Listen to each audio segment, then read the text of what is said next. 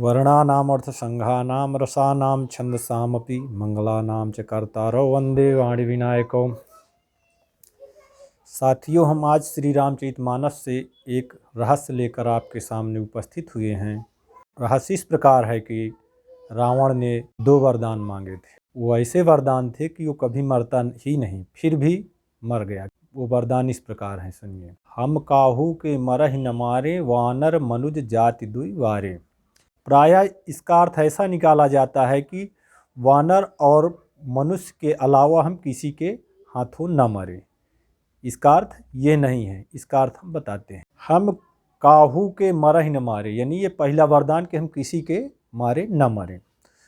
वानर मनुज जात दुई बारे, दुई बारे मतलब दूसरा वरदान मांग रहा है। वानर, वानर मतलब वह नर, मनुज मतलब जो मनु से जन्मा हो, मनु से जन्मा हो। नहीं तो मनुज जग लिखने की क्या जरूरत है, मनु से जन्मा हो। मनुष्य भी लिख सकते थे, लेकिन मनुज लिखा है, इसीलिए वो नर जो मनु से जन्मा हो, उसके अलावा हम किसी के मारे न मरें। अब आप सोचेंगे कि राम तो दशरथ की संतान है, फिर मनु की संतान कैसे हुए? तो मनु की ही संतान है, क्योंकि दशरथ और कौशल्या पूर्व जन्म में मनु और शतरूपा थे, और मनु शतरूपा ने घोर तपस्या किया था। जब दोनों ने घोर तपस्या किया तो भगवान विष्णु आकर उनको वरदान दिए कि आपको जो वरदान मांगना हो तो मांग लो। इस पर मनु महाराज उन पर मोहित हो गए और कह तो सकते नहीं थे कि आप ही मेरे पुत्र बने, इसलिए उन्होंने कहा कि आपके समान ही पुत्र हो। अब भगवान के समान पुत्र कहाँ? तो भगवान ने ही कहा कि ठीक है, मैं ही आपका पुत्र बनकर आपके यहाँ आऊँगा।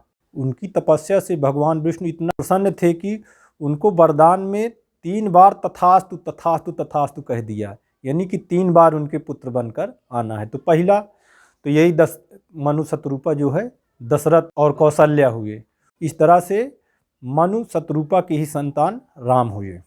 और आगे हम फिर मानस से कुछ प्रसंग लेकर आपके सामने उपस्थित होंगे। तब तक के लिए जय सिया राम।